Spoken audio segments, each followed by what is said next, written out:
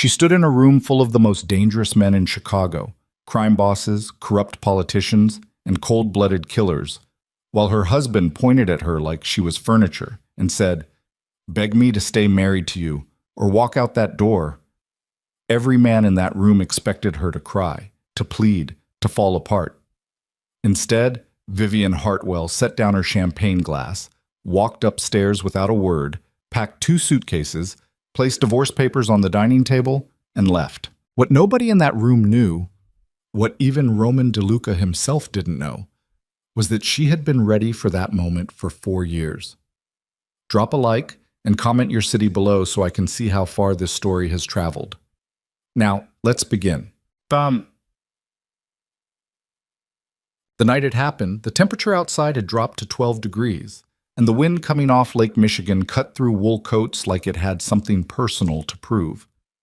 Inside the DeLuca estate on the North Shore, none of that mattered.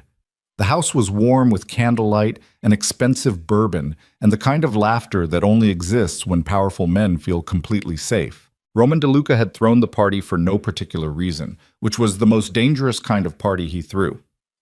No agenda, no business being conducted under the surface. Just Roman wanting an audience, which meant Roman was in one of his moods. And when Roman was in one of his moods, someone always paid for it before the night was over. Vivian knew this the way she knew the sound of the house settling at 3 in the morning. The way she knew which floorboards creaked and which cabinet hinges needed oil, and exactly how many seconds it took for the security system to reset after the front gate opened. She knew Roman's moods the way you learn the geography of a place you never chose to live, not because you loved it, but because survival demanded it. She stood near the far end of the main salon, holding a champagne flute she hadn't touched in 40 minutes, wearing a black dress that Roman had picked out for her 3 weeks earlier, and sat on the bed without asking if she liked it. She did not like it. The neckline was too low for the weather, and the hem was too short for a woman who wanted to move freely, and Roman had chosen it precisely because it showed her off in a way that reminded every man in the room that she belonged to him. Belonged. That was the word Roman used. Not loved, not married, belonged. Around her the party moved and breathed like a single organism. Carmine Fazio, Roman's oldest capo, stood near the fireplace with a glass of scotch and a story nobody wanted to hear, but everyone pretended to enjoy. Marco Vitelli, who controlled the South Side distribution network, laughed too loud at everything Roman said, which was a survival strategy Vivian had observed in men like Marco for years. Judge Harold Stein, who had dismissed 3 separate indictments against Roman's organization in the past decade, stood in the corner talking to a woman young enough to be his granddaughter. Nobody acknowledged the irony. Nobody ever did. Vivian circulated.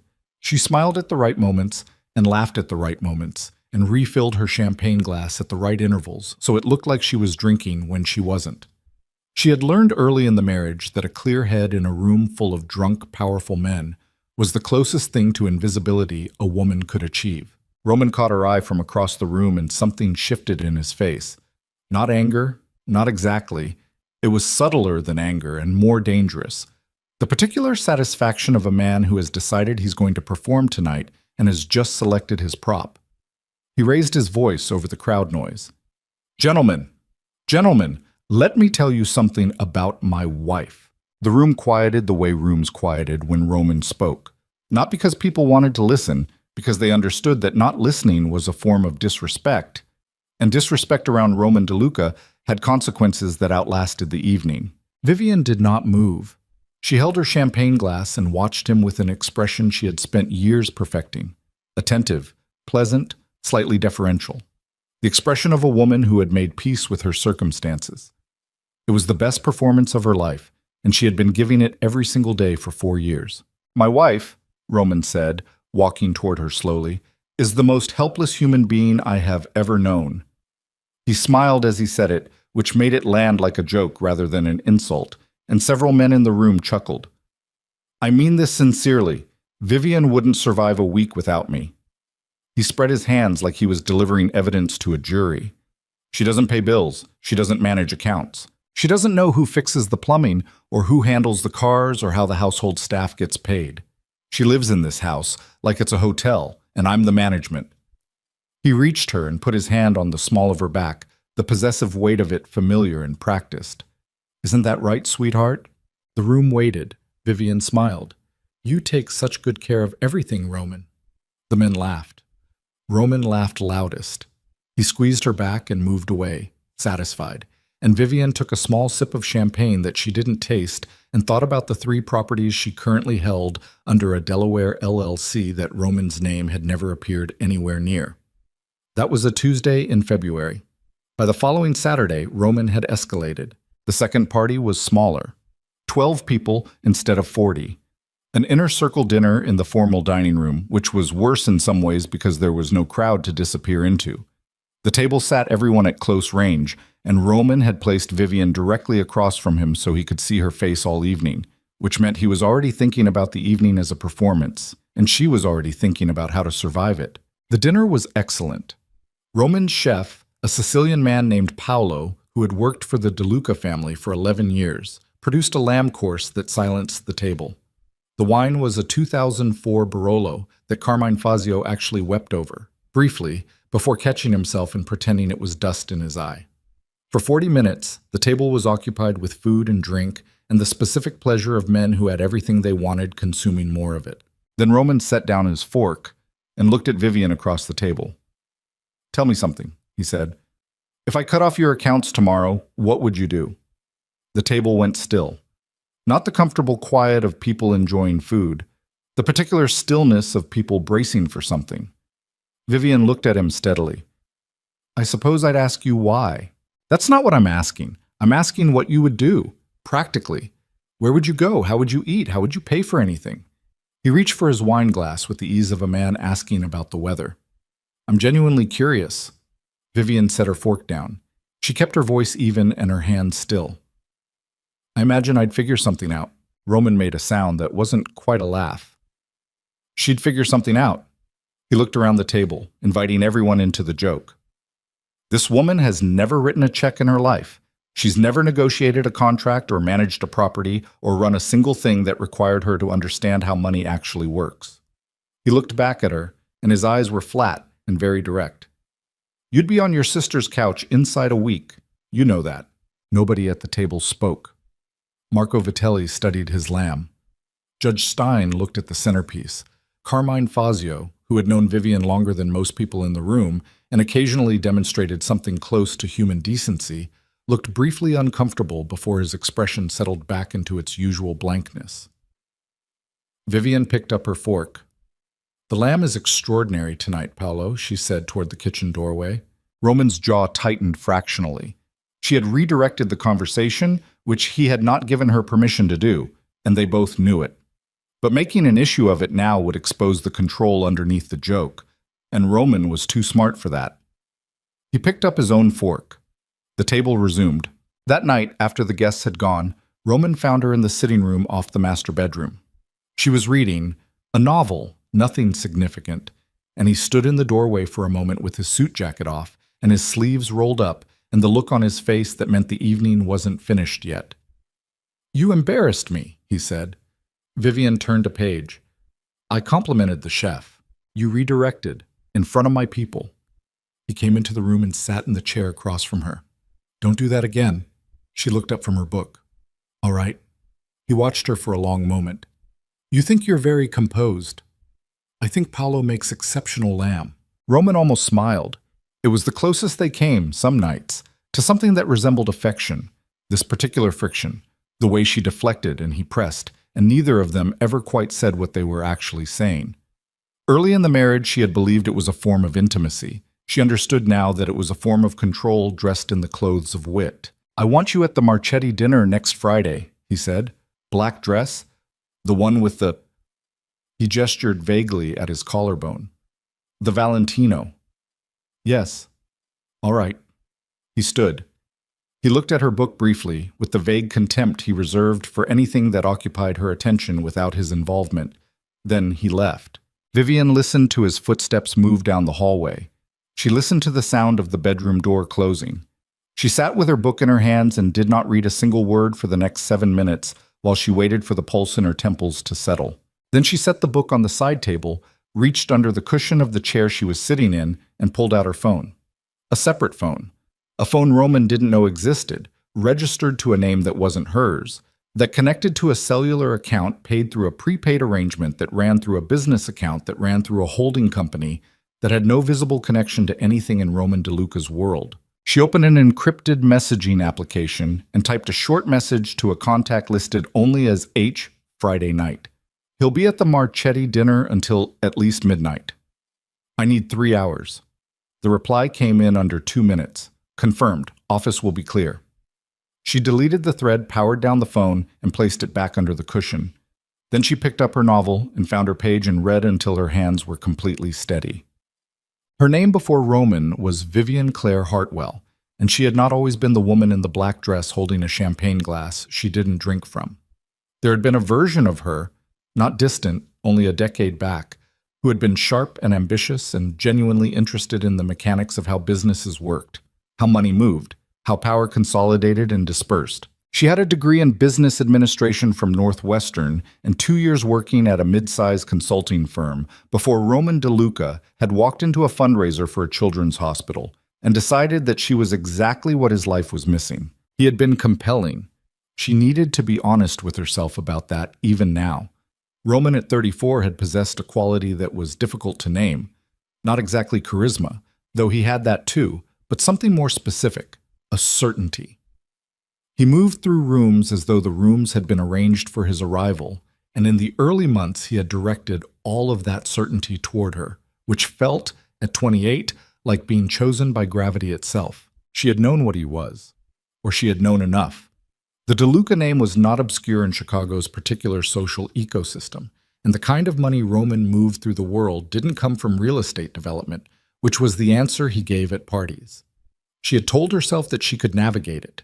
She had told herself a number of things in those early months that she would later have to dismantle carefully. The way you dismantle something built on a cracked foundation, piece by piece, quietly, so the whole structure doesn't come down on top of you at once. The marriage had started with a particular texture, expensive and attentive, and occasionally suffocating in a way she mistook for love. Roman gave her things the way Roman did everything, comprehensively and without asking what she actually wanted. The house on the North Shore, the wardrobe, the household staff who answered to him, not to her, which she had not understood the significance of for the first 2 years. The turning point had not been a single moment. That was the thing about turning points. People imagined them as dramatic, as a door swinging on its hinge. In her experience, they were more like water damage, slow, invisible. And by the time you saw the stain, the rot had already been going on for months. She had been 34 when she understood, with the specific clarity of a woman who has finally stopped arguing with the evidence, that Roman did not love her. He possessed her. The distinction had always existed, but she had spent years translating possession into love because the alternative meant she had made a catastrophic error in a life where she had generally been careful about errors. That understanding arrived on a Wednesday afternoon in October. She had been at a gallery opening, one of the rare occasions Roman permitted her to attend events alone, because the gallery owner's wife was a friend of his sister, and the event was considered socially safe. And she had gotten into a conversation with a woman named Helena who worked in private equity. They had talked for over an hour about market positioning and investment structures and the architecture of holding companies, and Vivian had felt something come alive in her that she had been so careful to keep dormant that she had almost forgotten it existed. Driving home, she had sat in the back of the car and felt the shape of the life she was living with complete, unmediated clarity. And then she had started planning. Patois. The plan had taken 4 years because she was not reckless. Recklessness was for people who had nothing to lose. Vivian had one thing she was not willing to lose, which was the plan itself. And so she had moved slowly and meticulously and without a single moment of impatience that she permitted herself to act on. The contact listed as H in her encrypted phone was Helena Marsh, now a business partner who had provided the initial architecture of the corporate structure Vivian built her professional life inside. A Delaware LLC that held a consulting company. A separate LLC that managed real estate acquisitions. A third entity, registered in Nevada, that handled investment holdings. Each entity connected to the next through management agreements and service contracts that were entirely legitimate, entirely invisible to anyone who wasn't looking, and designed to present a clean wall of paperwork between Vivian Hartwell DeLuca and anything she actually owned. The consulting company, operating under the name Claire Storm Advisory Group, had begun taking clients in its third year. She worked early mornings before Roman was awake, from a private office she maintained in a building downtown under a registered business address that listed a property management company as the tenant. She worked under her maiden name professionally.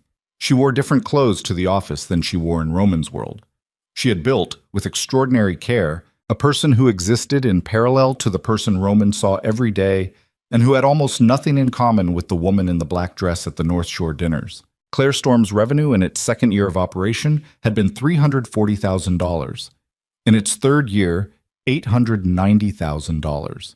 In the year currently in progress, she was tracking toward $1.4 million, driven primarily by 3 long-term corporate clients who valued her work for reasons that had nothing to do with her last name. The real estate portfolio was smaller but more stable. 4 properties, a mixed-use building in Wicker Park, a 2-unit in Logan Square, a commercial space in the West Loop leased to a restaurant group, and a luxury penthouse in the Streeterville neighborhood that she had leased to a corporate tenant for the past 18 months, but had quietly begun the process of reclaiming for personal occupancy. She had enough. She had known she had enough for at least 8 months. The question had never been whether she was ready. The question had been what she was waiting for. Standing in the salon in the too short black dress on that Saturday in February, watching Roman work the room and feeling his hand on the small of her back like a brand, she understood that she was waiting for him to give her an opening she could step through cleanly. A moment so unambiguous that she could walk through it without looking back. She did not have to wait much longer.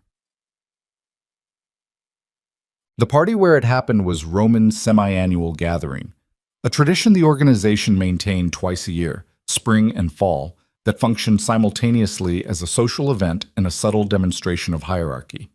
Couples came. Certain politicians came. Business associates with legitimate faces came and sat beside men with very different faces, and Roman presided over all of it with the ease of a man who had spent 30 years building a world calibrated to his specific appetites. Vivian had prepared for this particular evening for 3 weeks, not the way she prepared for most of his events.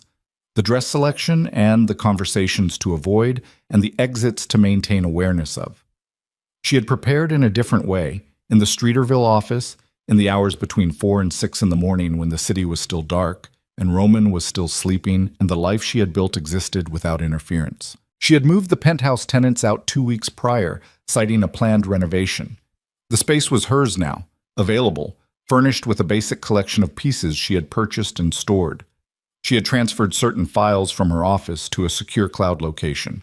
She had arranged for 3 months of personal operating expenses to be accessible in a personal account under a name she hadn't used in 6 years. She had spoken to her attorney, a woman in a firm that had no connection to any DeLuca interest, and had signed and notarized a set of divorce papers that were currently in an envelope in her home office, in the bottom drawer of a desk Roman had never opened. She had, in other words, packed the metaphorical bags long before she packed the actual ones. The gathering began at 7.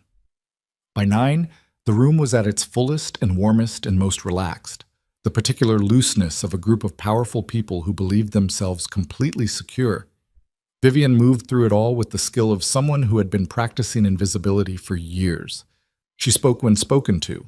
She laughed when laughter was warranted. She maintained the careful fiction of a woman who existed in relation to a man rather than in relation to herself. Roman had been drinking since 6, which was earlier than usual, which she noted without expression. At 9:45, he found her near the windows overlooking the lake and touched her arm to stop her mid-step. "Stay close tonight," he said. It wasn't a request. "Of course," she said. At 10:15, he called the room to attention. It was subtle, no clinking of glass, just Roman raising his voice to a particular register that his people recognized as requiring their attention. The room reoriented toward him with the practiced ease of long habit. He talked for a few minutes about nothing in particular.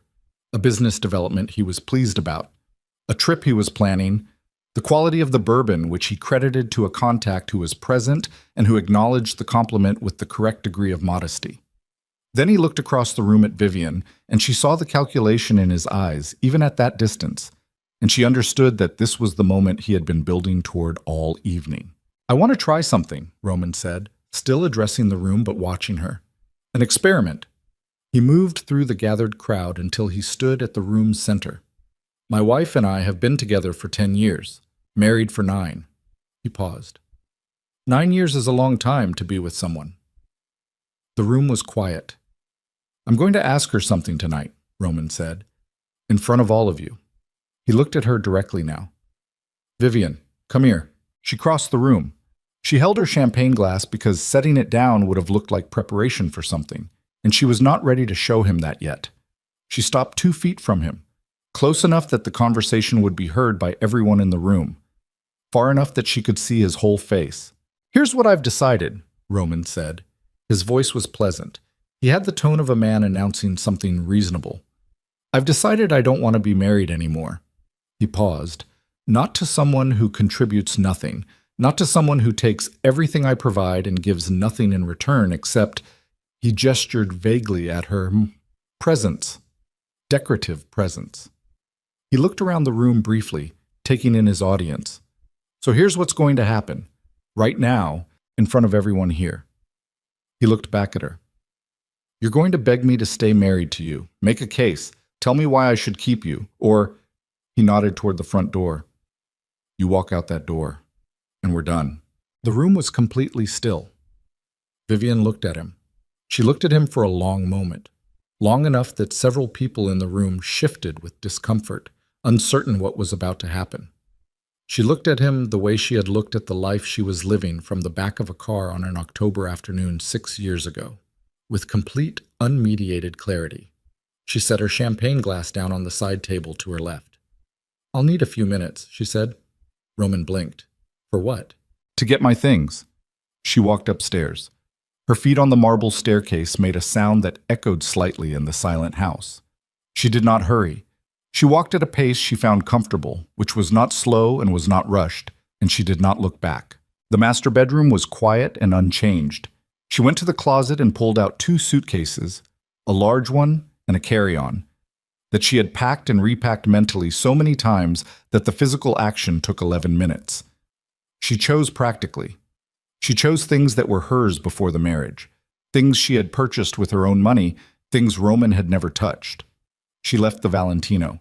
She left 6 of the 7 dresses he'd selected for her over the years. She left the jewelry she'd been given rather than chosen.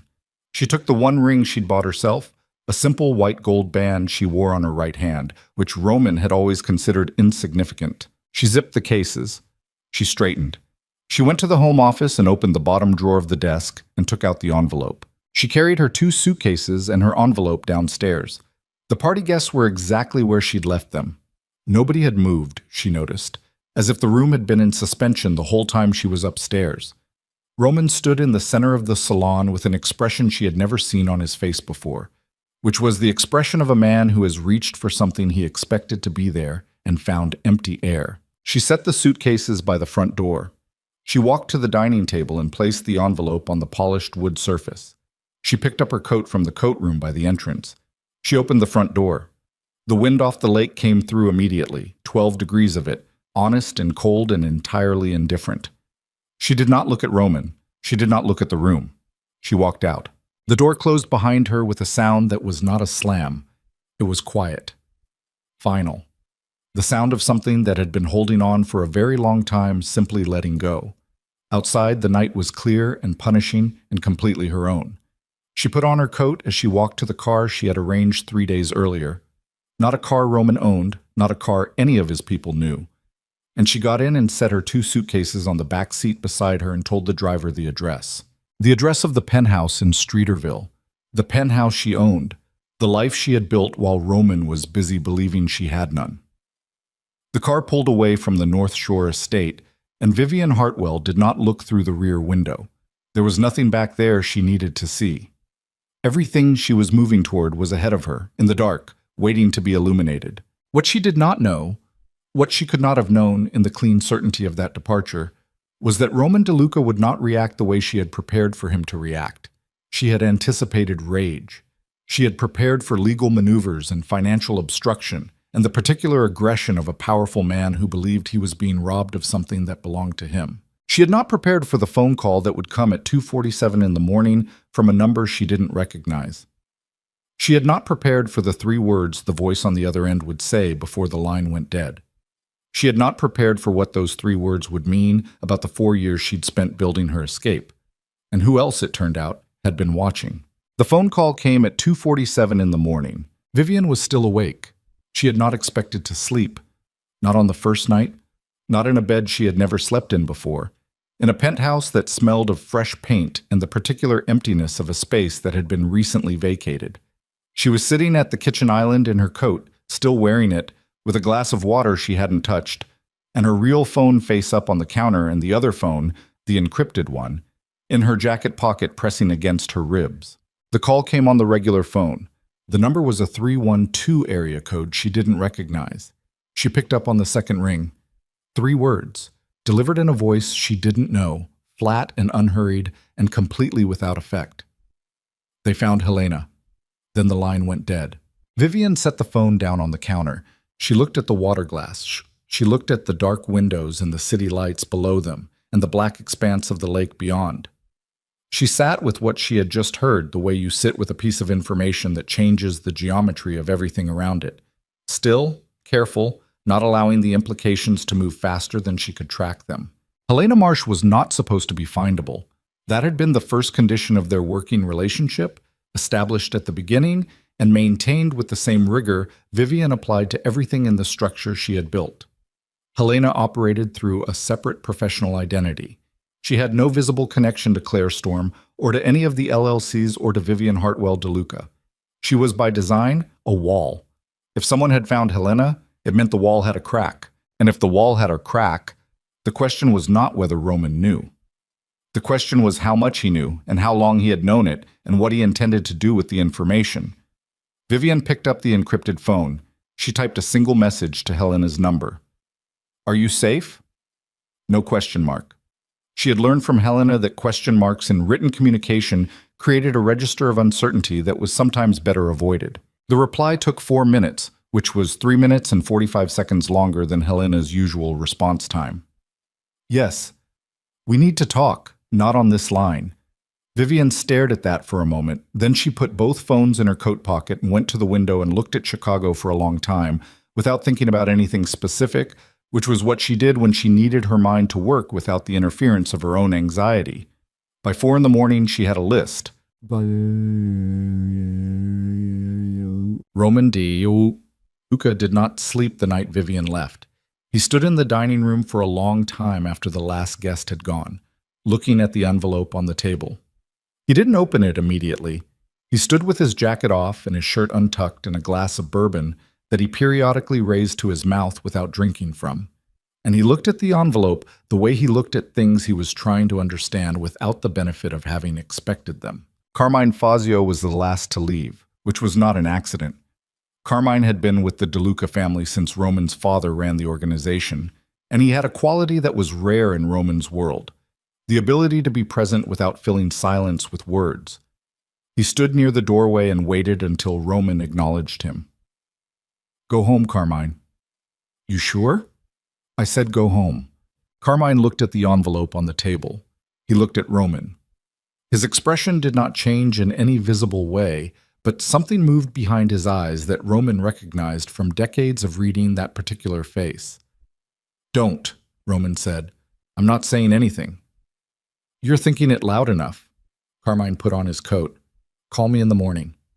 I'll call you when I feel like calling you." Carmine left.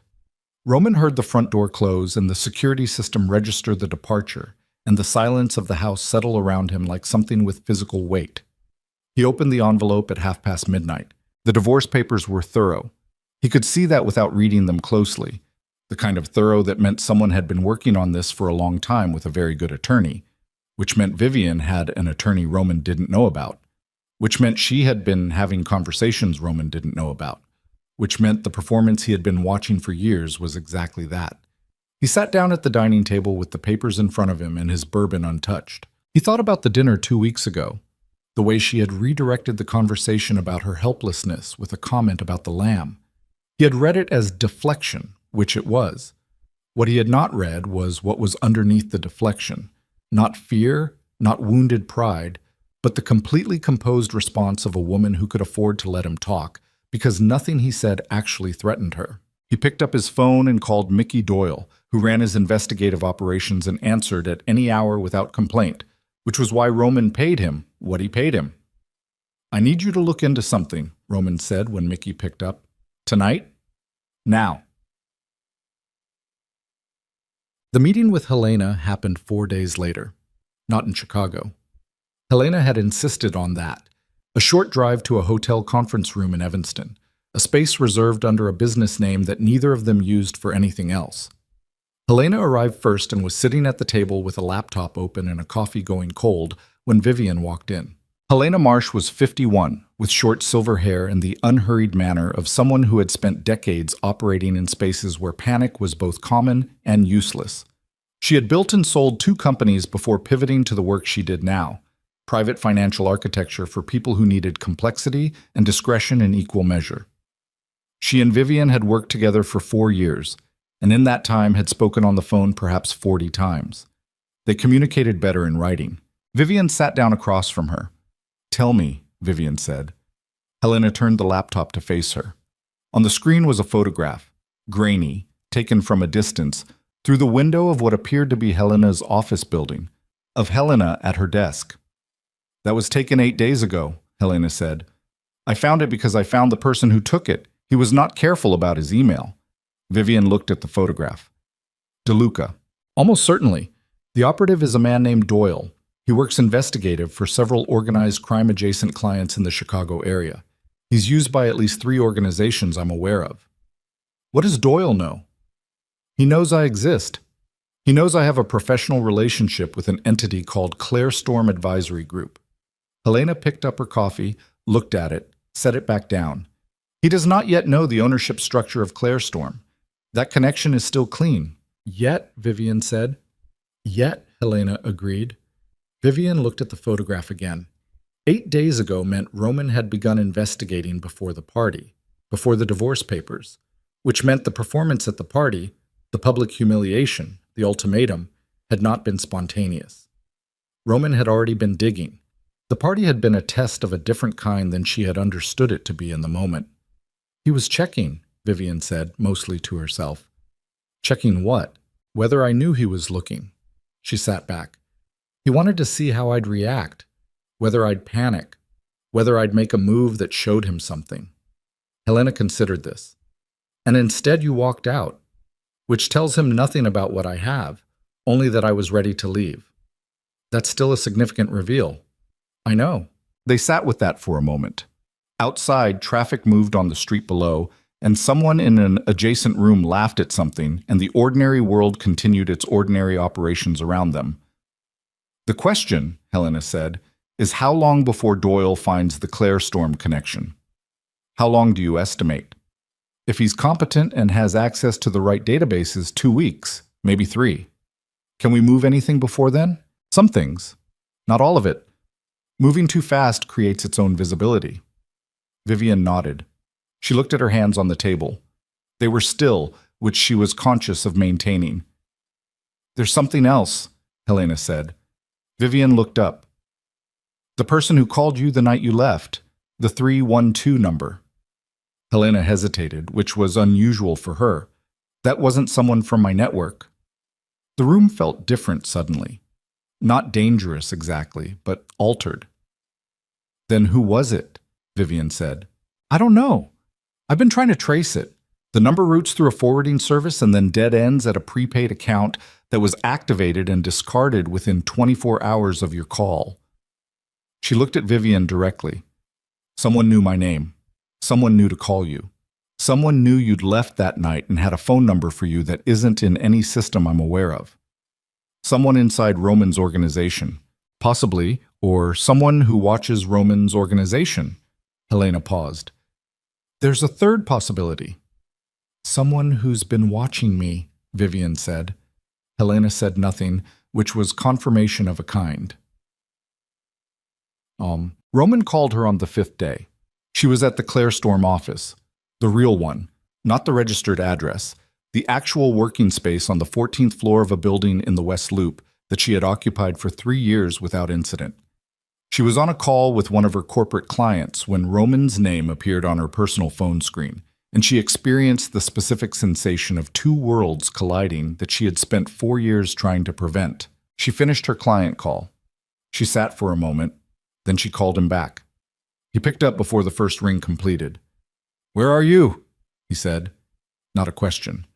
"That's not information you're entitled to anymore, Roman." A silence. She could hear him breathing, slow, measured, the particular breath of a man working hard to control his register. "The papers," he said. "I want to talk about the papers. My attorney will be in contact with yours." "I don't want to talk to attorneys. I want to talk to you."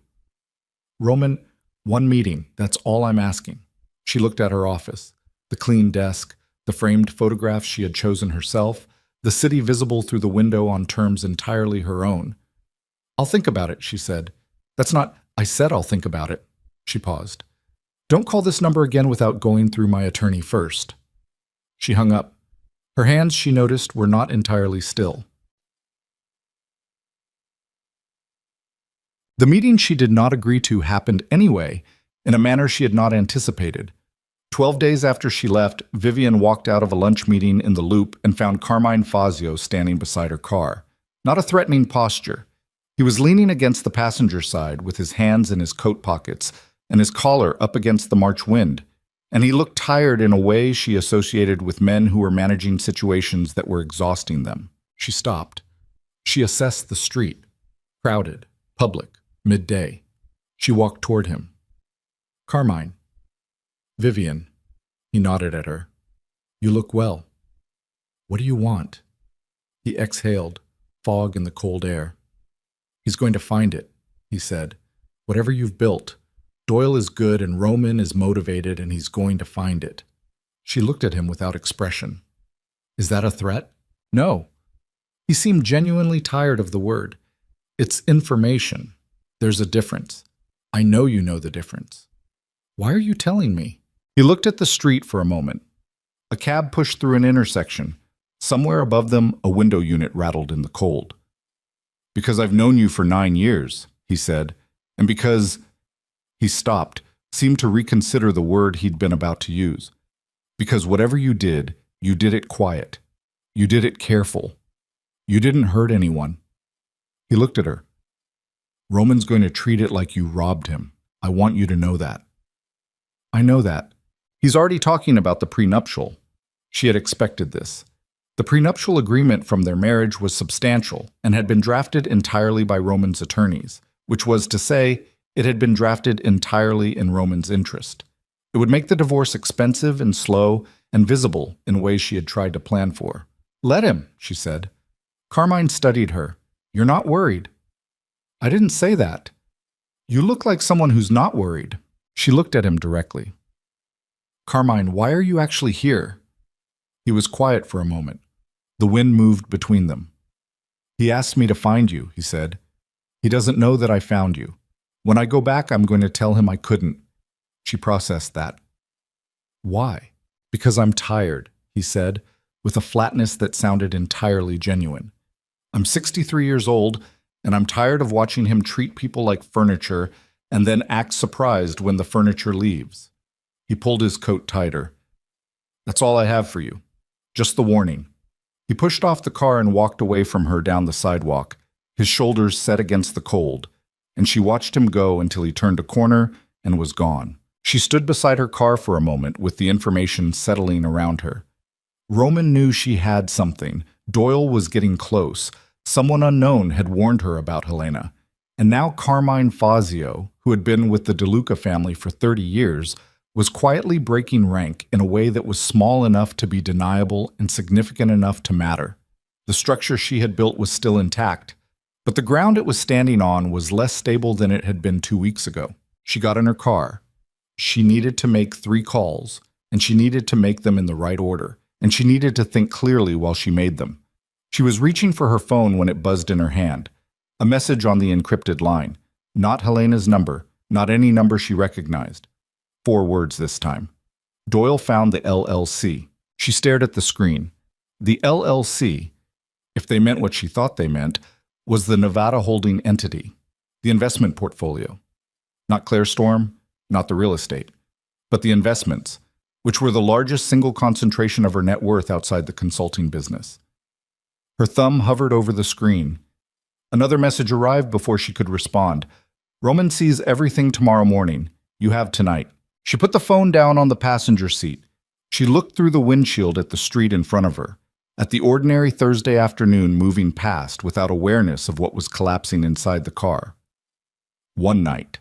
She had built this structure over 4 years. She had moved with patience and precision and a level of care that she had been genuinely proud of.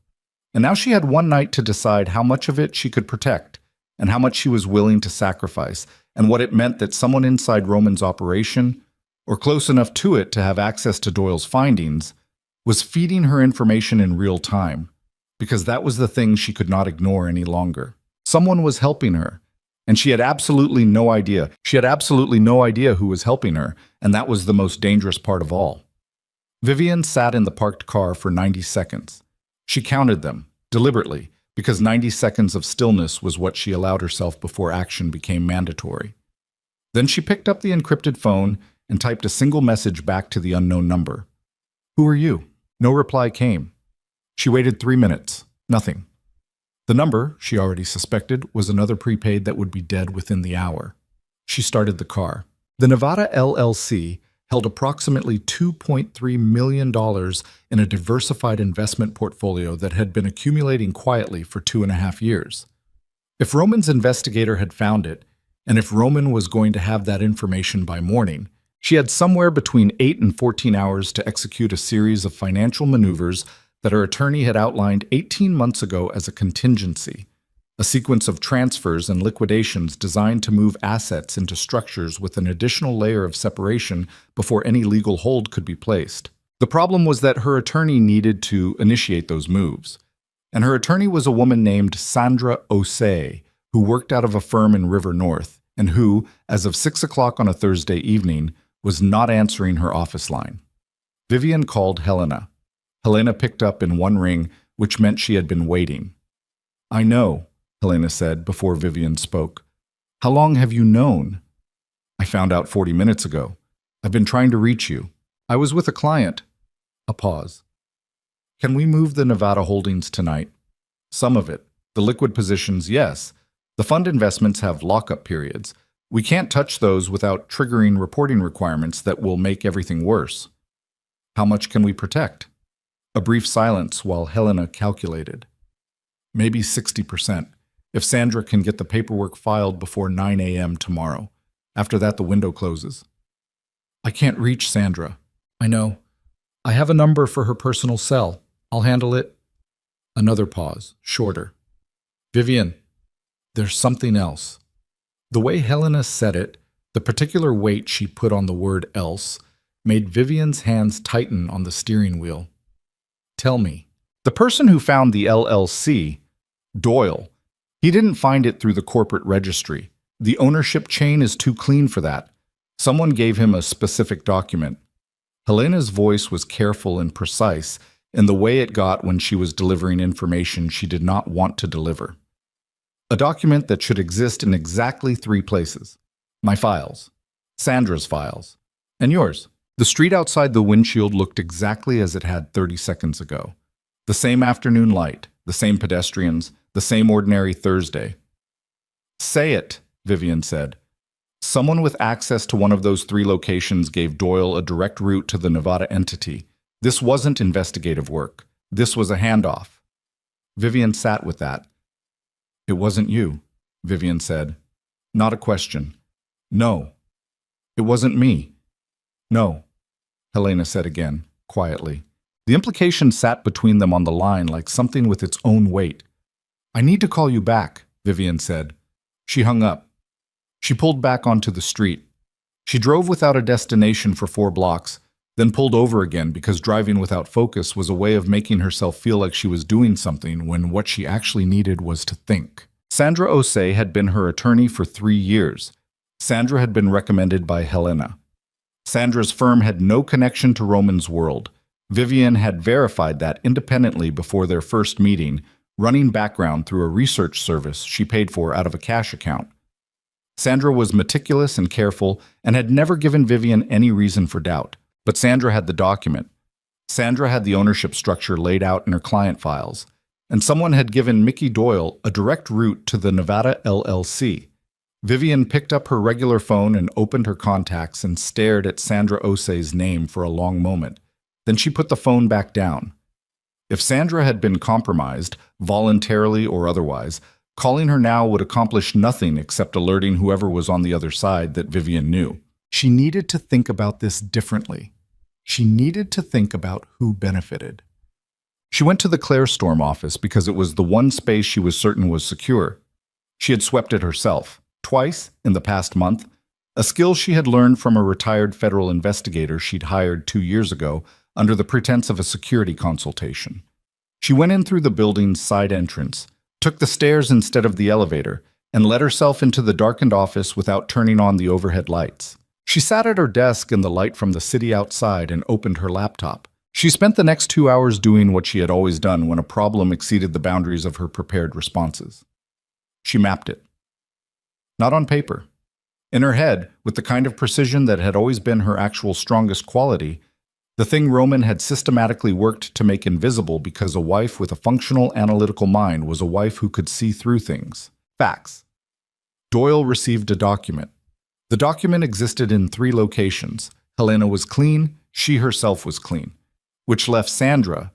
Either Sandra had been turned or Sandra's files had been accessed without her knowledge, which meant someone had gotten into a secure law firm's client database, which required resources and access that pointed back toward one place. Roman's organization. But Roman had hired Doyle to find what Vivian had built. If Roman already had someone inside Sandra's files, why send Doyle on an investigative dig? Why not go directly to the source? Unless Doyle wasn't working for Roman alone, unless someone else had access to Sandra's files and had fed the document to Doyle independently. Someone who wanted Roman to find the Nevada LLC. Someone who wanted to create pressure on Vivian, on Roman, on the situation, for reasons she hadn't mapped yet. She was still sitting with this when the door of the office opened. She did not move. Her hand went to the side drawer of her desk where she kept a canister of defense spray, and she had it in her palm before the overhead lights came on. Sandra Osei stood in the doorway. She was 54, a small woman with close-cropped natural hair and the self-possessed bearing of someone who had spent decades being the most prepared person in any room she entered. Tonight she looked like she hadn't slept in 2 days. Her coat was on wrong. The left side collar was tucked under itself in a way Sandra, who was meticulous about her appearance, would never have permitted if she were in a normal state. Vivian looked at her. She kept the defense spray in her hand below the desk level. "How did you know I was here?" Vivian said. "I didn't. I went to your building first, then I tried here." Sandra stepped into the room. Her eyes moved to Vivian's hand position and back up. "I need to tell you something before you hear it from anyone else." "Start talking." Sandra pulled out the chair across from Vivian's desk and sat down without being invited. She put her bag on the floor. She looked at her own hands for a moment, and what Vivian saw in that gesture, the particular quality of it, was not guilt. It was exhaustion and something close to grief. "My office was accessed," Sandra said, 6 days ago. I found out this morning through a security alert in our system that I should have been notified about immediately, but that someone in our IT department flagged as low priority. Her voice was controlled, but the control was costing her something. Someone went into my client files.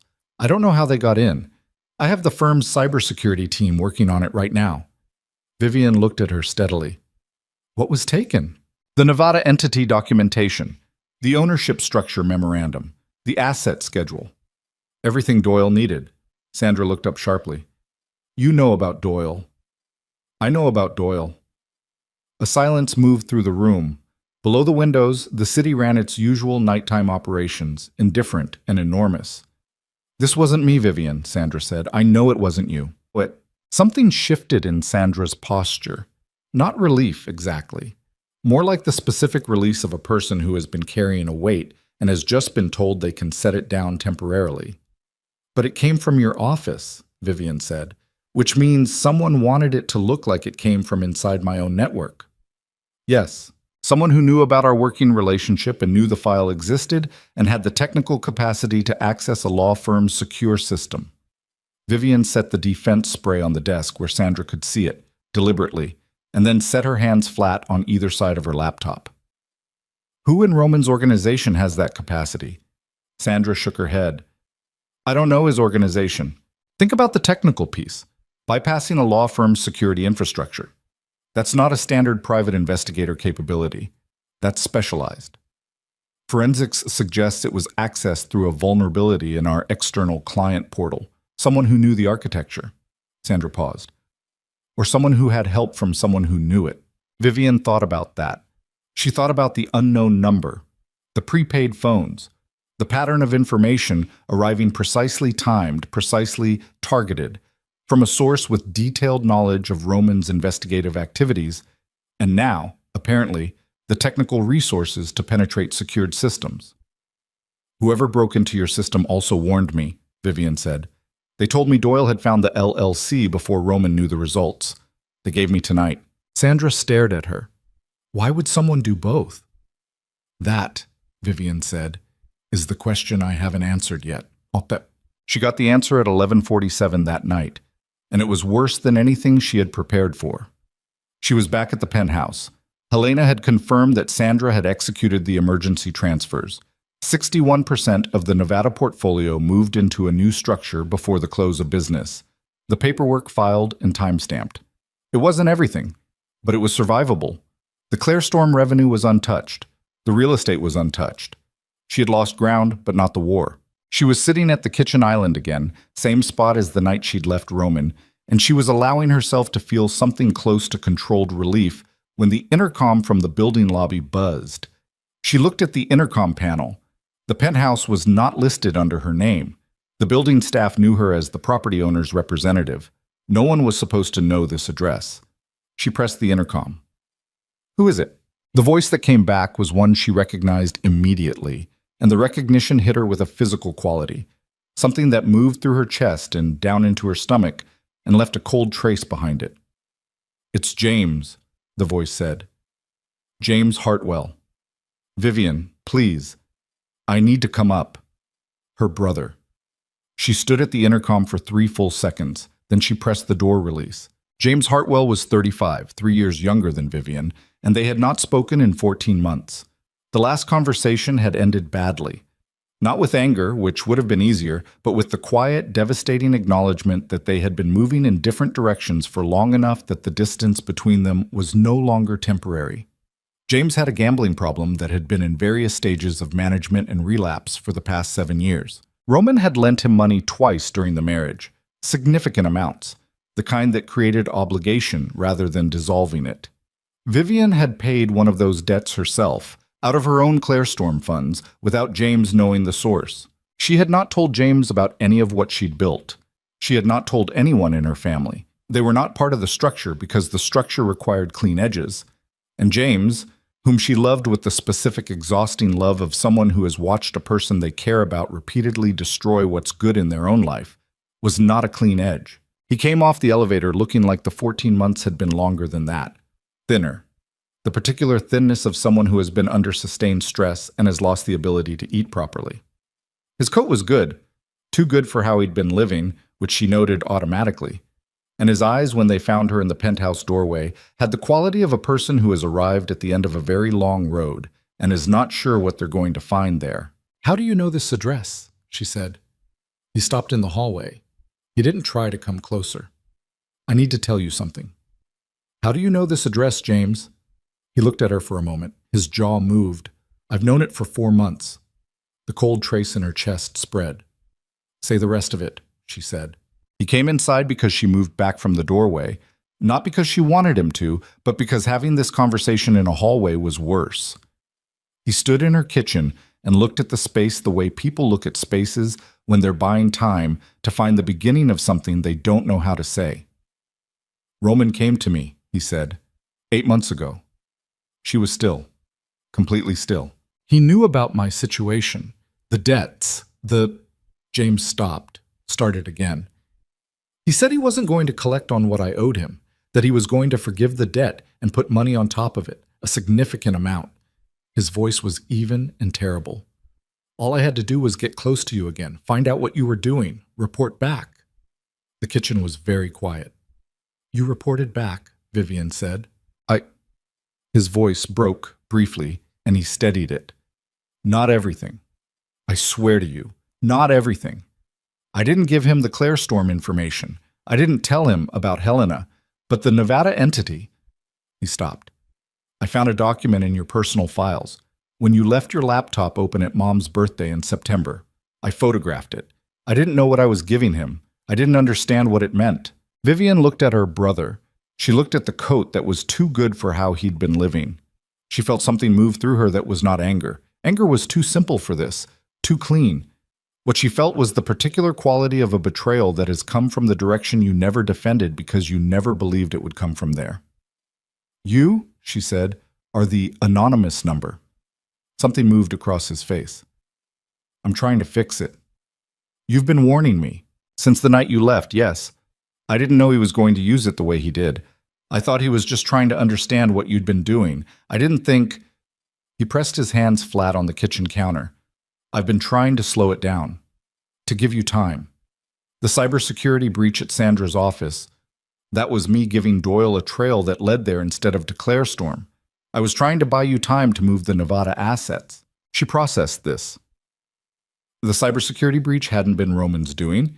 It had been James, trying to redirect Doyle away from something more damaging and towards something Vivian could survive losing. How much does Roman know, she said. Exactly. Everything you told him. James closed his eyes briefly. The Nevada LLC. The approximate value. Your general independence from him financially. He opened them. He doesn't know about Clarestorm. He doesn't know about the real estate portfolio. He doesn't know about Helena. What does he think he has? He thinks he has proof that you hid assets during the marriage. He's going to use it in the divorce proceedings to argue bad faith, to go after the prenuptial enforcement. She stood very still with that information. It was serious. The prenuptial agreement was Roman's largest legal weapon, and he had been intending to use it regardless. But hidden assets during the marriage was the kind of allegation that could color the entire proceeding, that could give a judge reason to look more carefully at everything, that could make what she had built visible in ways she had spent 4 years preventing. But it wasn't Clarestorm. It wasn't the real estate. It wasn't the full picture. Get out, she said. James looked at her. Vivian, I'm not going to talk to you right now. I need you to leave. I'm trying to tell you I'm sorry. I'm trying to help you. You already helped me enough. Her voice was flat and completely steady. You can help me one more time by leaving and not contacting me again until I reach out to you. Do you understand? He looked at her for a long moment, with the expression of someone who knows they deserve exactly what they're receiving and finds it no easier for the knowing. Then he picked up his coat and walked to the elevator, and she watched the doors close on his face and stood in her kitchen alone. She stood there for 4 minutes. She counted them. Then she sat down, opened her laptop, and began to work. Because Roman DeLuca was going to walk into his attorney's office tomorrow morning with information that could damage everything she had built, and she had between now and tomorrow morning to change the conditions of what he found when she worked through the night without sleeping. Not because she was running on adrenaline. Adrenaline was a response to surprise, and Vivian was past surprise now. She worked with the cold, deliberate focus of someone who has located the exact dimensions of the hole they are in and is measuring the walls before deciding how to climb out. The betrayal was processed and filed, and she would feel it fully later, in some quieter moment that did not yet exist. Right now, it was just data. James had given Roman the Nevada LLC. Roman had the documentation.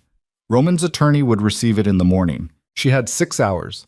She called Helena at midnight and kept her on the line for 40 minutes. She called Sandra at 12:50 and kept her on the line for 30. By 2 in the morning, she had a strategy that was not clean and was not what she had originally planned and required her to expose things she had intended to keep protected. But it was a strategy which was more than she'd had at 11:47 when her brother had walked out of her elevator. The core of it was this. Roman was going to walk into his attorney's office with evidence of one hidden asset. Vivian was going to walk into her own attorney's office first and voluntarily disclose everything, all of it, Clarestorm, the real estate portfolio, the investment holdings, including the Nevada LLC, the full 4-year picture. Helena had said, on the midnight call, "That's an enormous risk." "It's the opposite," Vivian had said. "If Roman reveals the Nevada entity and nothing else surfaces, it looks like concealment. If I walk in first and lay everything on the table with full documentation and a clear accounting, it looks like transparency. It changes the story from hidden assets to independent assets built with my own labor during the marriage." "Illinois is a marital property state," Sandra had said on the second call. "Some of what you've built will be contestable." "I know. You could lose a significant portion." "I know that too." "Is the priority protecting the assets or ending the marriage clean?" Vivian had looked at the city through the penthouse windows at 3 in the morning, at the lights that didn't know anything about what was happening inside this building. "Ending it clean," she had said. "The assets I can rebuild. I only get one shot at walking out of this on my own terms." Sandra had been quiet for a moment. "All right, I'll have the disclosure package ready by 7 a.m. I need you in my office at 8. "I'll be there at 7:30. She hung up. She set her phone down. She sat in the dark and quiet of her kitchen for exactly 4 minutes, and then she went to the bedroom and lay down fully clothed on top of the covers and set her alarm for 5:45 and closed her eyes. She did not sleep, but she rested, which was not the same thing, and was, tonight, enough. Roman DeLuca's attorney was a man named Frank Castellano, who operated out of a suite in the Wrigley building, and who had spent 22 years making problems for Roman's organization disappear inside the machinery of the law. He was precise, humorless, and entirely without illusion about what his client was, and what the legal system was, and how the two interacted when enough money was applied correctly. At 8:15 in the morning, Castellano's office received a filing notification from the office of Sandra Osei on behalf of Vivian Hartwell, containing a voluntary financial disclosure of assets accumulated during the marriage. A document so thorough and so carefully sourced that Castellano read it twice before he called Roman. Roman was at his desk at the North Shore estate. He had the Doyle report in front of him. He had been looking at it since 7 a.m., the way he looked at intelligence before an operation, mapping it, planning the sequence of moves, working out where to apply pressure and what yield he expected at each point. His phone rang. He looked at the screen. He picked up. "Tell me you have good news," he said. "She filed first," Castellano said. A silence. "Explain that," Roman said. Castellano explained it. Roman listened without interrupting, which was unusual for him. His hand on the desk was flat and still. When Castellano finished, Roman said, "What does it mean for the prenuptial enforcement?" "It complicates it significantly. She's not concealing assets. She's disclosing them proactively, with documentation going back 4 years, framed as independently generated income from professional services. Her attorney is going to argue that Claire Storm and the real estate acquisitions are separate property under business income earned through her own labor." Castellano paused. "It's not a certain argument, but it's a credible one. And the fact that she filed voluntarily before we moved will make any claim of bad faith very difficult to sustain." Roman said nothing for a moment. Outside his study window, the lake was gray and flat, and the sky above it was the same gray, the horizon line invisible. "She knew we had the Nevada entity," he said. "It wasn't a question. She must have. Which means Doyle has a leak." Castellano said nothing. "Get me Doyle," Roman said. "Today." He hung up. He sat at his desk for a long moment. Then he picked up the Doyle report and looked at it again. And what he was looking for now was not the information about what Vivian had built, but the question of how she had known he was coming. The answer came to him 20 minutes later with a quality that was different from his usual analytic process. Not deductive, but visceral, a recognition that moved up from somewhere below thought. He picked up his phone and called Carmine Fazio. Carmine arrived at the North Shore estate at 10:30. He came into the study and sat across from Roman's desk with the ease of a man who had been in that chair 1,000 times, in good situations and bad ones, and had learned to distinguish between them by the temperature in the room rather than Roman's face, which was not always reliable. The temperature was very cold. I'm going to ask you something once, Roman said. Carmine waited. Did you find her? A pause. Very short. But Roman had known Carmine for 30 years, and short pauses from Carmine were not nothing. No, Carmine said. Roman looked at him for a long time. You're lying to me. Carmine met his eyes without flinching. I looked. I couldn't locate her. You've been with my family since my father ran this organization. Roman's voice was completely level. In 30 years, you have never lied to me directly. You've withheld. You've redirected. You've told me things in ways that allowed me to hear what I wanted to hear. He leaned forward slightly.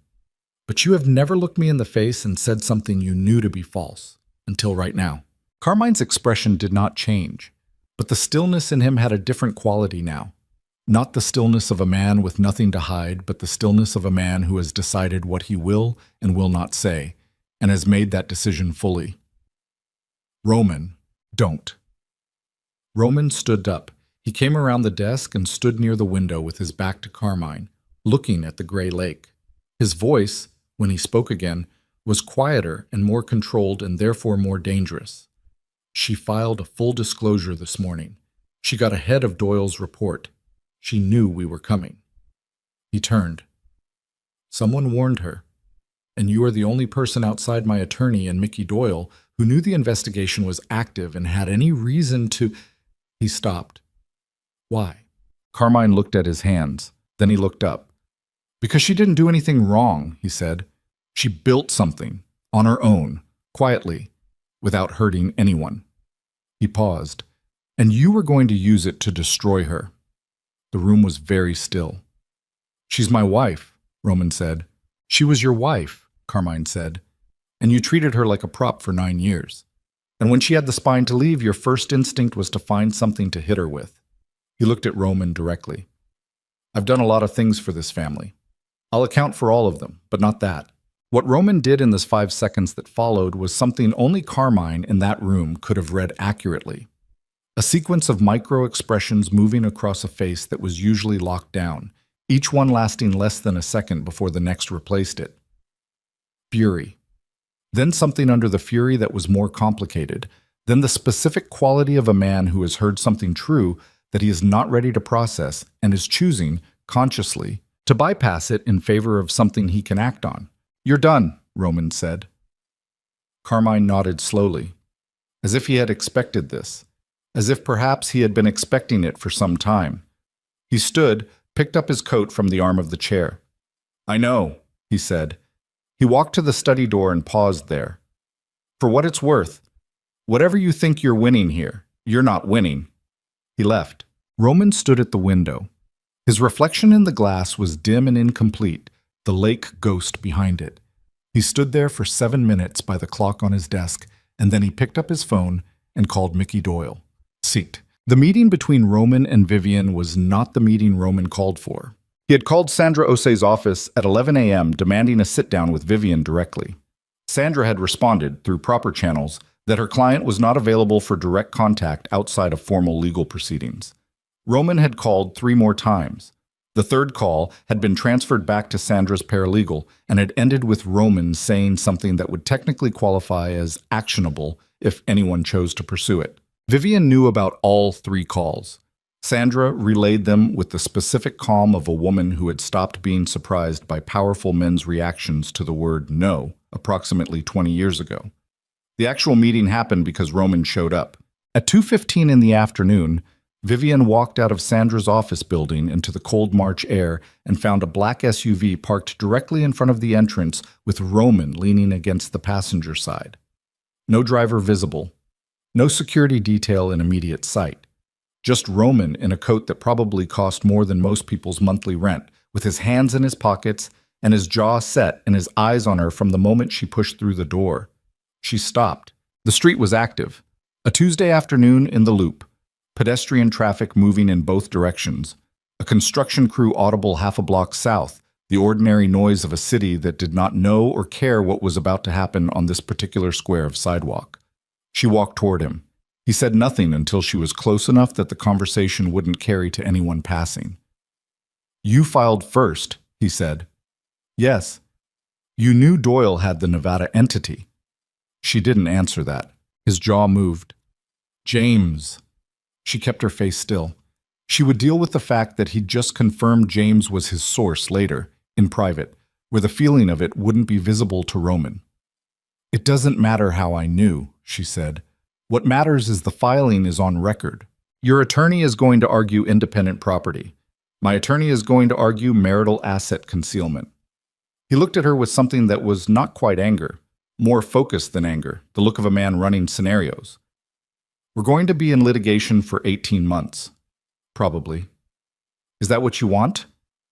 What I want, she said, is to be done. Then give me something. She looked at him. Excuse me? Give me something. He said it with less composure than he'd intended. She could hear it. The word came out with an edge that he hadn't fully controlled. Negotiate. Give me a number, a concession, something that lets us close this without... He stopped. I don't want to spend 18 months fighting you. You should have thought about that before you hired someone to investigate me. You hid assets. I built a business. During our marriage. While living in your house and wearing your dresses and smiling at your parties. The words came out level and precise.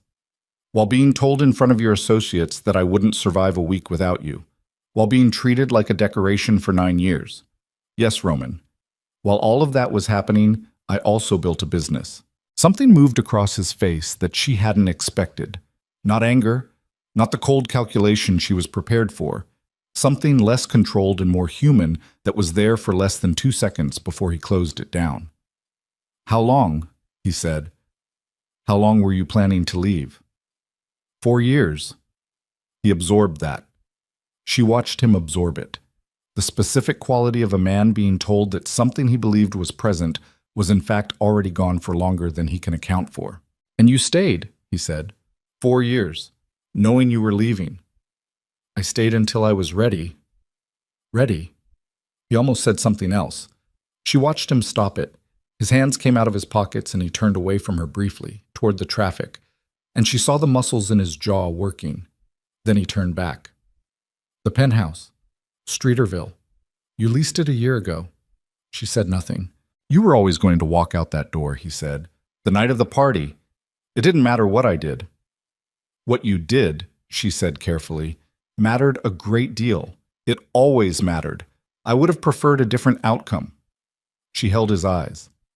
You chose every night what you were going to be. You chose it for 9 years. I just finally stopped choosing to stay while you did it. He looked at her for a long time on that cold sidewalk with the city moving around them. She held the look without flinching because she was done flinching, had been done with it for years, and whatever happened in a courtroom for the next 18 months, it would not change that.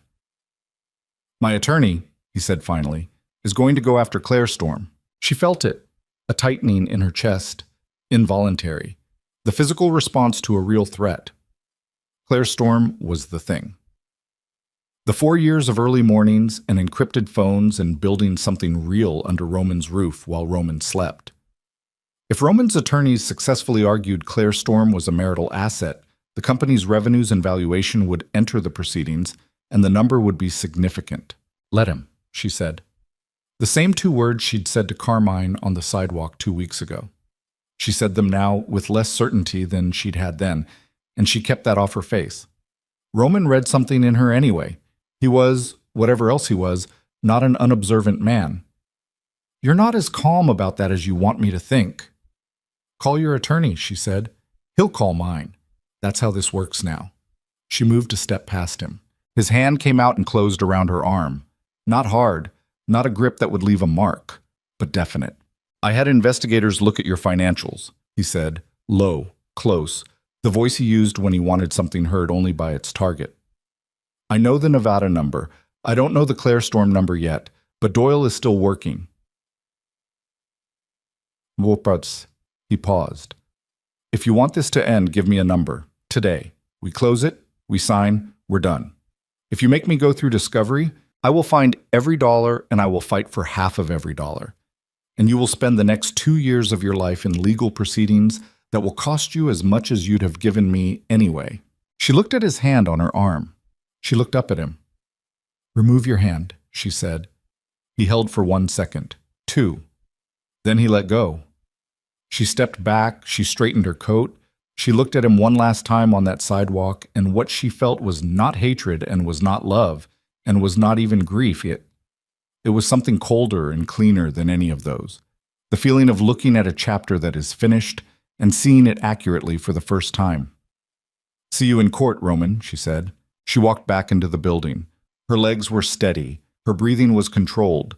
She made it to the elevator before her hands started shaking, and she pressed them flat against her thighs and kept them there until the doors opened and she stepped in and the doors closed behind her and she was alone. She stood in the elevator with her shaking hands pressed against her legs and breathed, once, all the way out.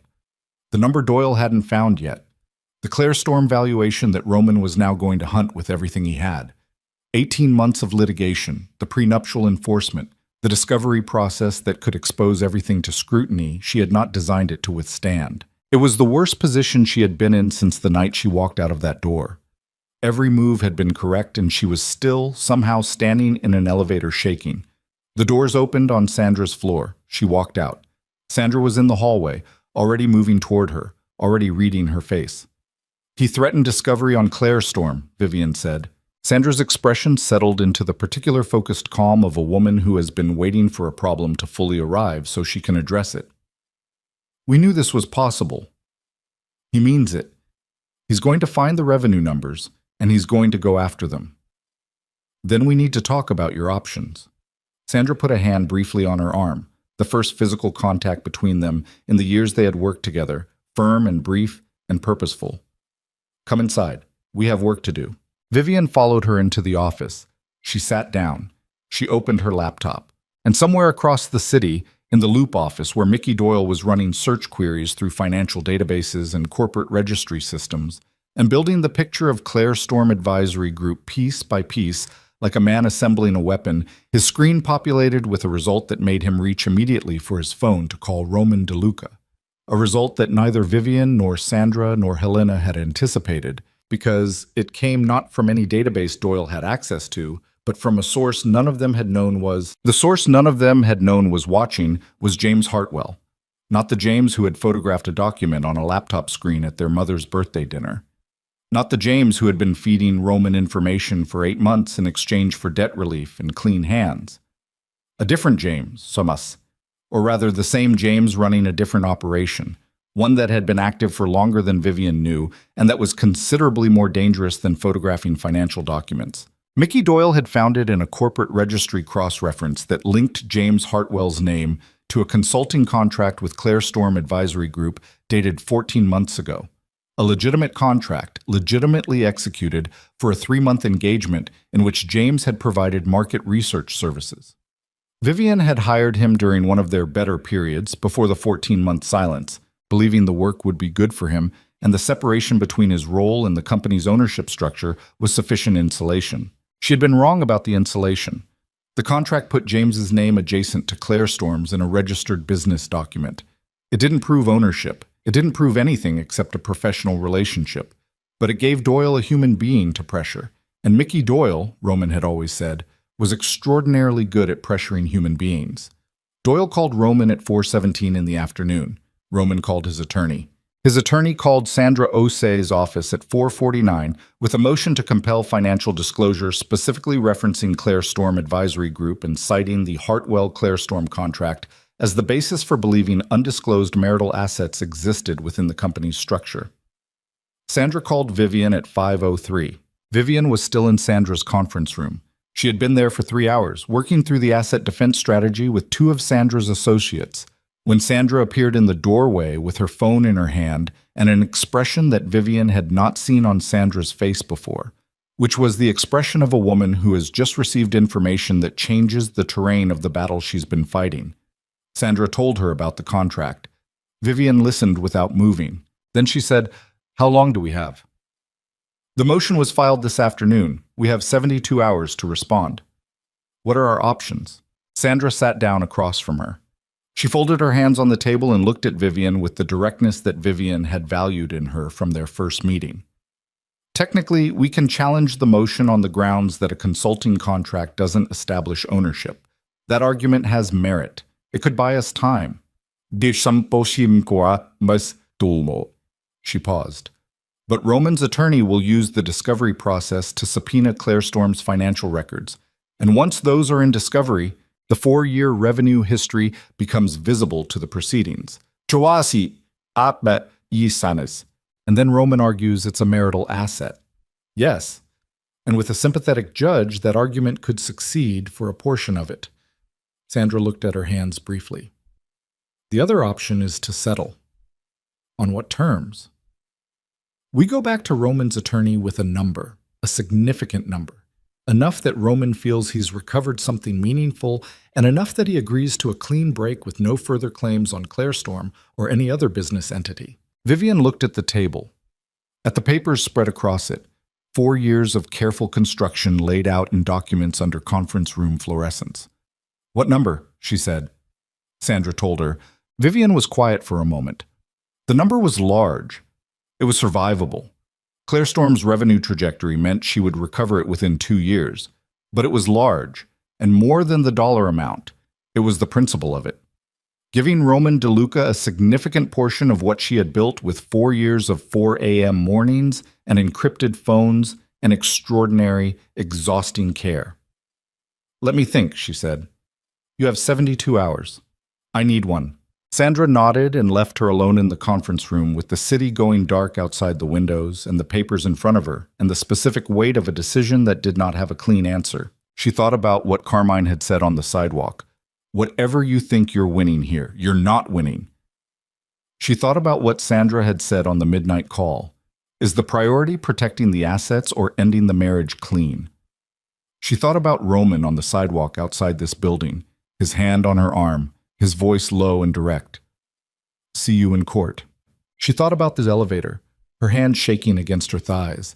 2 years of litigation, 2 years of Roman's attorneys inside Claire Storm's books, inside 4 years of her most careful work, finding the seams and the pressures and the places to push. 2 years of not being done. She picked up her phone and called Sandra back. Set up the meeting, she said. Tomorrow morning. I want Roman in the room. The meeting was in a conference room on the 42nd floor of a building on Michigan Avenue, with windows that looked north toward the lake and the sky above it, which was the particular pale gray of a Chicago March morning that has not yet decided what it intends to become. Roman arrived with Frank Castellano and a junior associate whose name Vivian didn't retain. Vivian arrived with Sandra and one of Sandra's partners, a tall woman named Grace Chen, who specialized in high-net-worth dissolution proceedings, and who had the quality of someone who had seen every version of this particular room and was not impressed by any of them. They sat across from each other at the conference table. Roman in a charcoal suit, his face arranged in the careful neutrality of a man who has decided this meeting is a transaction and is treating it accordingly.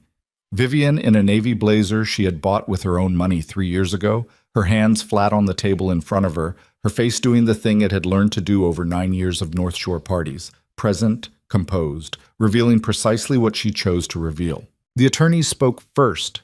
Terms were laid out. Numbers were on the table within 12 minutes, which was faster than Vivian had expected, and told her something about how motivated Castellano was to close this. Roman had made a decision about what he wanted from this meeting, which was resolution, not victory. That was new. That was not the Roman she had prepared for. She watched him while the attorneys talked. He looked tired. Not the tired of a man who hadn't slept. She had seen that on Roman before, and it had a different quality. This was something deeper. The tired of a man who has been running at full speed for 30 years and has recently become aware, in some way he hasn't fully articulated to himself yet, that the thing he was running toward was not what he thought it was. She noticed, because she had always noticed things about Roman even when noticing was painful, that he was not performing. There was no room full of associates to impress. No audience requiring the character of Roman DeLuca, feared and untouchable. It was a conference room with attorneys and paperwork and the woman he had been married to for 9 years. And without the audience, he was simply a 53-year-old man in a good suit looking across a table with something in his eyes that she had not seen there before. The number came formally from Castellano at the 40-minute mark. It was lower than the figure Sandra had quoted her the night before. Meaningfully lower. Vivian looked at Sandra briefly. Sandra's expression did not change, but her eyes moved in a way that communicated, "This is worth taking seriously." "We'll need a few minutes," Sandra said. They stepped into the hallway. Grace Chen ran the numbers quickly on her tablet. Sandra said quietly, "This is a reasonable offer, Vivian. It's less than we estimated." "Why did they come down?" Vivian said. "I don't know. Castellano wouldn't have dropped without instruction from Roman." Vivian looked through the glass partition at the conference room. Roman was leaning back in his chair, not talking to Castellano, looking at the windows and the gray sky beyond them. "Give me 5 minutes," she said. She went back into the conference room alone. Sandra started to follow, and Vivian shook her head once, and Sandra stopped. She sat down across from Roman, not in her original seat, in the chair directly across from him, the closest position at the table. Castellano looked at her, and then at Roman, who looked at Castellano and tilted his head slightly toward the door. Castellano gathered his papers. He and the associate left. The door closed. She and Roman sat across from each other in a conference room 42 floors above Michigan Avenue, with the gray lake visible through the windows, and no audience, and no attorneys, and no performance required from either of them. "You dropped the number," she said. "Yes." "Why?" He looked at her directly. His hands were folded on the table, and his posture was the posture of a man who has decided to occupy less space than usual, which for Roman was a significant decision. "Because Castellano told me what the discovery process would actually look like," he said. 18 months. Depositions. Your company's records subpoenaed. Potentially your business relationships affected. He paused. "I didn't want to do that to you." She looked at him carefully. "Since when?" He almost smiled. It was a fractional thing, barely there. "Since I sat in my study for 2 days and read a private investigator's report about my wife's life, and understood that I had spent 9 years living next to someone I never actually tried to know." The room was very quiet. "That's a long time to realize something," she said. "Yes." "What do you want from telling me that?" "Nothing." He said it simply, without the weight of a man who is expecting something in return. "I'm not asking you to feel anything about it. I'm just—" He stopped. "I'm tired of performing, Vivian. I've been performing for 30 years. Even in here, I was still doing it until Castellano left." He unfolded his hands. "You walked out of my house with 2 suitcases, and you didn't look back, and I told myself you were making a mistake. And then Doyle came back with that report, and I sat in my study and I understood that you hadn't made a mistake at all. You'd done the thing I never thought you could do, because I never thought to look for it." He looked at his hands. "I treated you like furniture. You told me once, a long time ago, that you felt invisible in the marriage. I told you that you were being sensitive. I was wrong. She looked at him for a long time without speaking. "This doesn't change what I'm asking for in the settlement," she said. "I know. And it doesn't change what happened. I know that too. Then why—" "Because you deserved to hear it," he said.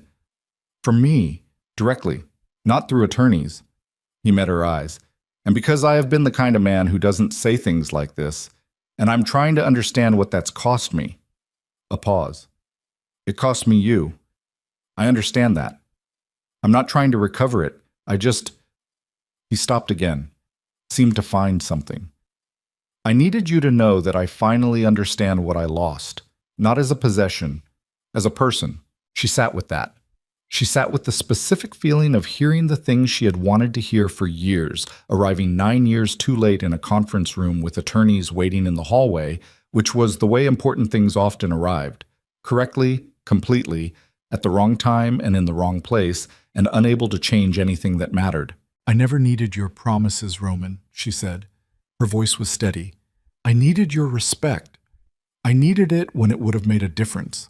He nodded slowly. "I know. You can't give it to me retroactively." "No."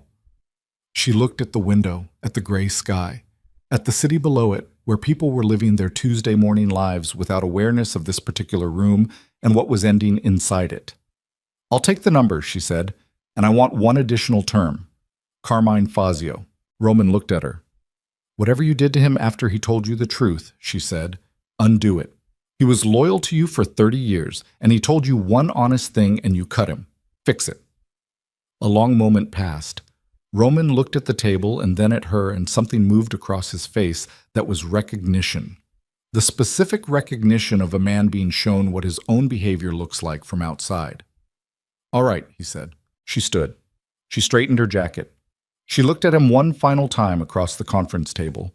This man she had married at 29 and left at 38 and spent 4 years in the middle of building the life that made leaving possible. "I hope you find something worth respecting," she said. "In yourself. That's not sarcasm. I mean it." She went to the door. She opened it, and Sandra was in the hallway with Grace Chen and Castellano and the associate and all the machinery of formal legal dissolution waiting to resume. "We have an agreement," Vivian said. "Let's finish it." The papers were signed 11 days later, not in a conference room. In Sandra's office, quietly, with Sandra and one witness and the kind of procedural efficiency that made a 9-year marriage legally concluded in under 20 minutes. Vivian signed where she was indicated. She did not feel what she had expected to feel, which was a dramatic release of something long held. She felt instead a kind of thorough stillness, the stillness of a process completed, a system returning to neutral after a sustained period of stress. She drove herself home. She stopped for coffee at a place she liked in the West Loop, a small independent shop that had been there for 11 years and that she had been going to for 3 without Roman ever knowing it existed. She sat at the counter with her coffee and looked at the street outside and felt the particular quality of the air around her, the air of a Tuesday morning in late March that belonged to no one's expectations except her own. But the months that followed did not feel like triumph. She needed to be honest about that later, in the quieter accounting that happens after the battle is over and the adrenaline has cleared and you're left standing in the wreckage with the question of what to build next. There were weeks that were hard in ways she hadn't anticipated. The settlement payment had been significant, and watching it leave the account was a physical experience. Not devastating, she had the numbers to absorb it, but real in a way that pure strategy never quite prepared you for. She hired 2 new staff members at Clarestorm in April, and both of them required more management than she'd budgeted for. And she had a week in the middle of May where she worked 16-hour days and ate badly and slept 4 hours a night and felt, briefly, like the structure she had built was more fragile than she had believed. She got through it the way she had gotten through everything for the past 4 years, by working and by being honest with herself about what she was doing and what she was afraid of, and by not performing composure when she was alone. Helena had lunch with her in June at a restaurant in River North that they both liked. Helena ordered the salmon. Vivian ordered the same thing and then didn't eat much of it, and Helena noticed without commenting. "How is the company?" Helena said. "Good. Better than good, actually. The May client we brought on is tracking above projections. And you?" Vivian looked at her plate. "Functioning? That's a narrow word.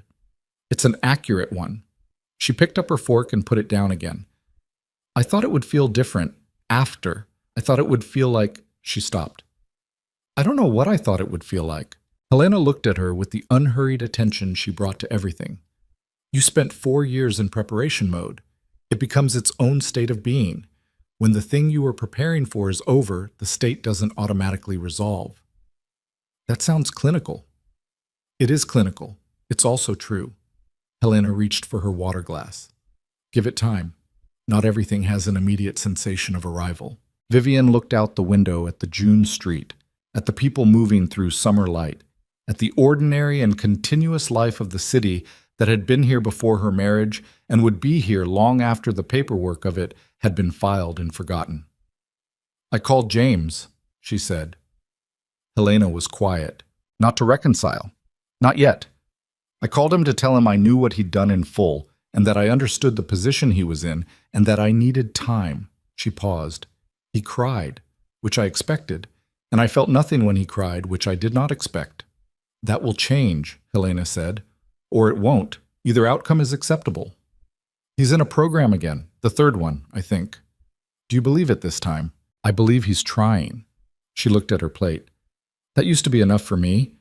I don't know if it still is." They finished lunch. They talked about the business for another 40 minutes, in the way they were most comfortable, specific, analytical, forward-looking. Helena had a referral from a former client that would be significant if it materialized.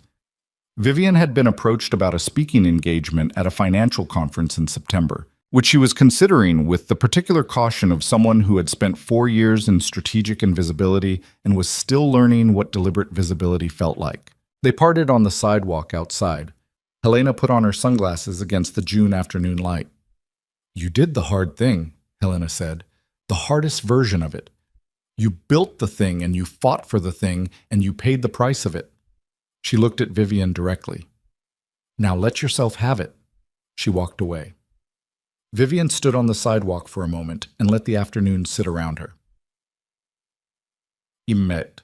Carmine Fazio called her on a Thursday in August. She almost didn't pick up. The number was new and she didn't recognize it, and after the past months she had developed a wariness about unrecognized numbers that she suspected would take years to fully dissolve. But she picked up. "It's Carmine," he said. "I know," she said, though she hadn't until he spoke. He told her that Roman had called him 2 weeks after the settlement was signed, that Roman had done the thing she had asked him to do, which was to undo what he'd done, and that he had done it with less ceremony and more directness than Carmine had expected. That Carmine was back in a role, a diminished one, but present. That he was 63 and tired and had one request. "What is it?" Vivian said. "Lunch," he said. "Sometime, if you're willing." She was quiet for a moment. "I'm willing," she said. They didn't schedule it on that call, but the door was open, which was enough. And she moved the last of the things she'd been storing into the Streeterville penthouse on a Saturday in September, which by Chicago standards was an extraordinary day. Clear sky, mild air, the lake visible from her windows with a quality of light that made it look like something painted rather than something real. She had lived there for 6 months but had kept certain things in storage, certain pieces of her life before Roman, and before the plan, in a unit she rented on the north side. She'd been waiting, she understood now, to fully arrive, to commit to the space as hers rather than as a destination she'd been moving toward. She carried the boxes herself. She had offered to hire movers and then decided against it because she wanted to do it with her own hands, which was not a sentimental decision, but a practical one. The practice of inhabiting the life you've built by physically placing yourself inside it, piece by piece, without delegation. The last box contained things from her Northwestern years. A photograph, some books, a folded program from a lecture series she'd attended in her second year with a speaker who had said something she'd written on the inside cover and kept. She found it when she set the box down in the spare room that would become a reading space. She opened the program. The handwriting was hers at 22, neater than it was now, more careful, the handwriting of someone who was still working out what kind of person they were going to be. The note read, "The work is not the proof of what you're worth. The work is just the work. The worth was always there." She stood in the room with the program in her hands and the September light coming through the window and the city below her doing what cities do, which is continue. She had spent 4 years building in secret and 9 years performing composure and 38 years becoming the person who could do both of those things and walk out a door without looking back. She had paid for it, the settlement, the months that felt like suspended grief, the particular cost of building something under pressure and not being able to feel it fully until the pressure was gone. She had paid all of it. She set the program on the windowsill. She went back to get the last box. The penthouse door closed behind her with a quiet sound, and the room held everything she had brought into it, and the light moved across the floor the way light does when it has nowhere to be except where it is. And outside the window, Chicago opened endlessly in every direction. The lake, the towers, the ordinary and continuous human machinery of a city that did not care what she had survived and would not mourn what she had lost and offered itself, as cities do, entirely without condition. She did not need it to care. She had built something that was hers. She had protected it at the cost of things she had not wanted to lose. She had stood in hallways and conference rooms and parking lots and elevator cars and held herself steady through all of it. It was enough. Not everything. Not triumph, not the clean arrival she had once imagined. But enough. Real. Solid underfoot in a way that nothing borrowed or performed could ever be. She opened the last box. She began to put things where they belonged,